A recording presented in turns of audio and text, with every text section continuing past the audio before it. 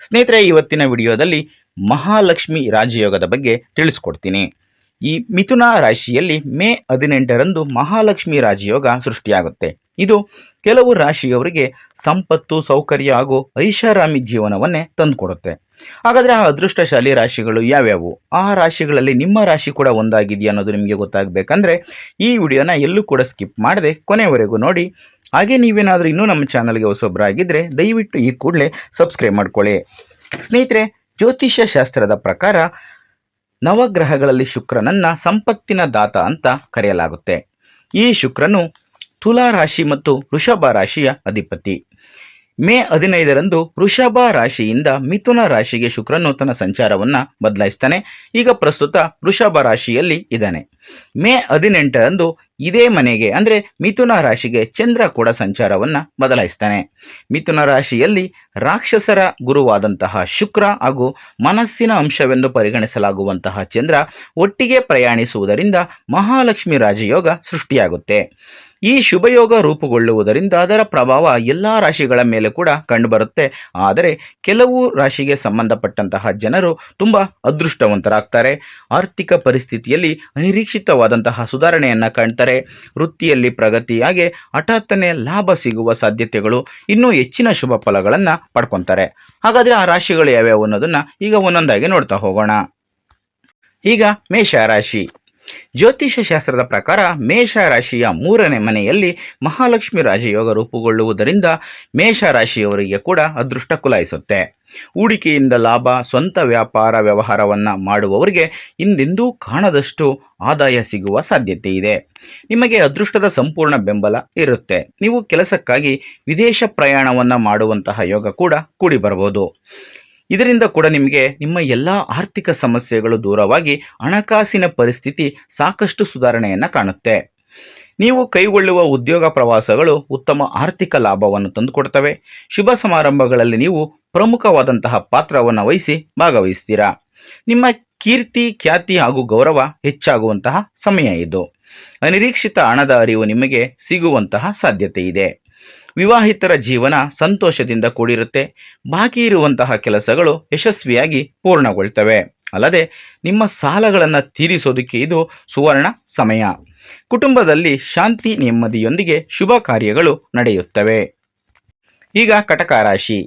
ಮೇ 18ರಂದು ಕಟಕ ರಾಶಿಯ 12ನೇ ಮನೆಯಲ್ಲಿ ಮಹಾಲಕ್ಷ್ಮಿ ರಾಜಯೋಗ ರೂಪುಗೊಳ್ಳುತ್ತೆ. ಇದರಿಂದಾಗಿ ಕಟಕ ರಾಶಿಯವರು ಅನಿರೀಕ್ಷಿತ ಹಣದ ಅರಿವನ್ನು ಪಡಿತಾರೆ.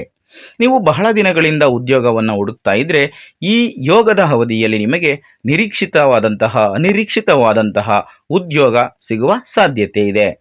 ಆದಾಯವನ್ನು ಹೆಚ್ಚಿಸಲು ವಿವಿಧ ಮಾರ್ಗಗಳು ನಿಮಗೆ ಗೋಚರಿಸ್ತವೆ. ನಿಮ್ಮ ಸಂಗಾತಿಯಿಂದ ನಿಮಗೆ ಸಂಪೂರ್ಣ ಬೆಂಬಲ ಸಿಗುತ್ತೆ. ಆರ್ಥಿಕ ಜೀವನ ಸುಧಾರಿಸುತ್ತೆ. ಶುಕ್ರದೇವನು ಈ ಸಮಯದಲ್ಲಿ ನಿಮ್ಮ ಆತ್ಮವಿಶ್ವಾಸವನ್ನು ಹೆಚ್ಚಾಗುವಂತೆ ಮಾಡ್ತಾನೆ. ಕೆಲಸದಲ್ಲಿ ಕಾರ್ಯಕ್ಷಮತೆ ಸುಧಾರಿಸುತ್ತೆ.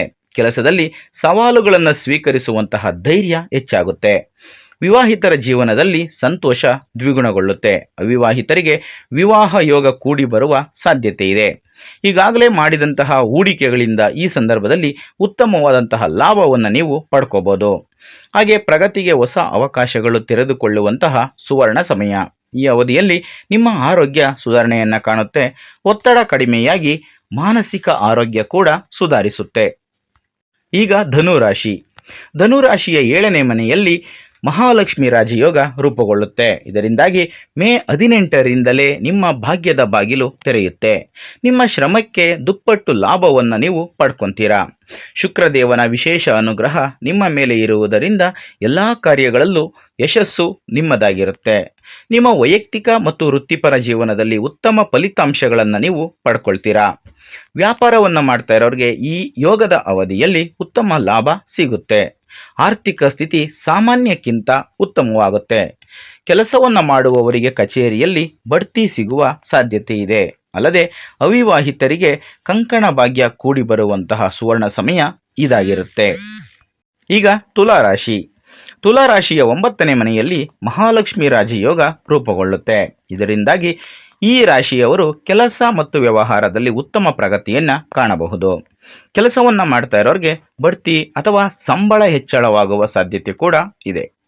ಉದ್ಯಮಿಗಳು ಉತ್ತಮ ಲಾಭವನ್ನು ತರುವಂತಹ ಹೊಸ ಒಪ್ಪಂದಗಳನ್ನು ಪಡ್ಕೊಳ್ತಾರೆ. ವ್ಯವಹಾರದಲ್ಲಿ ಪ್ರಗತಿಗೆ ಹೊಸ ಅವಕಾಶಗಳು ತೆರೆದುಕೊಳ್ಳುತ್ತವೆ. ಆರ್ಥಿಕ ಪರಿಸ್ಥಿತಿ ಬಲಗೊಳ್ಳುವಂತಹ ಸಮಯ ಇದಾಗಿರುತ್ತೆ. ಇದು ಆತ್ಮವಿಶ್ವಾಸವನ್ನು ದ್ವಿಗುಣಗೊಳಿಸುವಂತಹ ಸಮಯ. ನೀವು ದಿಟ್ಟ ನಿರ್ಧಾರಗಳನ್ನು ತೆಗೆದುಕೊಳ್ಳುತ್ತೀರಿ. ಕೆಲಸದಲ್ಲಿ ಉತ್ತಮ ಯಶಸ್ಸನ್ನು ಸಾಧಿಸ್ತೀರಿ.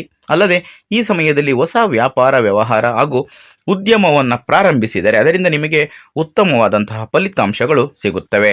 ವಿಶೇಷವಾಗಿ ಶುಕ್ರನ ದೆಸೆಯಿಂದ ಹೊಸ ಮನೆ ವಾಹನ ಖರೀದಿಗೆ ಅವಕಾಶಗಳು ಕೂಡಿ ಬರುತ್ತವೆ. ಈಗ ಕುಂಭರಾಶಿ. ಕುಂಭರಾಶಿಯ 5ನೇ ಮನೆಯಲ್ಲಿ ಶುಕ್ರ ಹಾಗೂ ಚಂದ್ರನ ಸಂಯೋಗದಿಂದಾಗಿ ಮಹಾಲಕ್ಷ್ಮಿ ರಾಜಯೋಗ ರೂಪುಗೊಳ್ಳುತ್ತೆ. ಇದು ಈ ರಾಶಿಯವರ ಆದಾಯವನ್ನು ಹೆಚ್ಚಿಸುತ್ತೆ. ಅಲ್ಲದೆ ಹೊಸ ಆದಾಯದ ಮೂಲಗಳು ಹೊರಹೊಮ್ಮುವಂತಹ ಸಾಧ್ಯತೆ ಹೆಚ್ಚಾಗಿದೆ. ಶುಕ್ರನ ಕೃಪೆಯಿಂದಾಗಿ ಕಠಿಣ ಪರಿಶ್ರಮಕ್ಕೆ ತಕ್ಕ ಪ್ರತಿಫಲ ಸಿಗುತ್ತೆ. ಅಲ್ಲದೆ ನೀವು ಹಠಾತ್ತನೆ ಆರ್ಥಿಕ ಲಾಭವನ್ನು ಕೂಡ ಕಾಣ್ತೀರಿ. ಅನೇಕ ಮೂಲಗಳಿಂದ ಹಣ ಬರುವಂತಹ ಲಕ್ಷಣಗಳು ಹೆಚ್ಚಾಗಿವೆ. ಈ ಸಮಯದಲ್ಲಿ ನೀವು ಮಾಡಿದ ಎಲ್ಲ ಕೆಲಸಗಳು ಬಹು ಬೇಗನೆ ಪೂರ್ಣಗೊಳ್ಳುತ್ತವೆ. ಸ್ಥಗಿತಗೊಂಡಂತಹ ಎಲ್ಲ ಯೋಜನೆಗಳು ಯಶಸ್ವಿಯಾಗಿ ಪೂರ್ಣಗೊಳ್ಳುವಂತಹ ಪರ್ವ ಸುವರ್ಣ ಕಾಲ ಇದಾಗಿರುತ್ತೆ. ಹೂಡಿಕೆಗಳಿಂದ ಕೂಡ ನೀವು ಉತ್ತಮ ಲಾಭವನ್ನು ನಿರೀಕ್ಷೆ ಮಾಡಬಹುದು. ಆಸ್ತಿಯನ್ನು ಕೂಡ ಖರೀದಿಸುವುದು ಮತ್ತು ಮಾರಾಟ ಮಾಡುವುದರಿಂದ ನೀವು ಉತ್ತಮ ಲಾಭವನ್ನು ಗಳಿಸಬಹುದು. ಸ್ನೇಹಿತರೆ, ಇದಿಷ್ಟು ಇವತ್ತಿನ ವಿಡಿಯೋದಲ್ಲಿನ ಮಾಹಿತಿ. ಮುಂದಿನ ವಿಡಿಯೋದಲ್ಲಿ ಮತ್ತೆ ಸಿಗ್ತೀನಿ. ಎಲ್ರಿಗೂ ಕೂಡ ಒಳ್ಳೆಯದಾಗಲಿ. ಧನ್ಯವಾದಗಳು.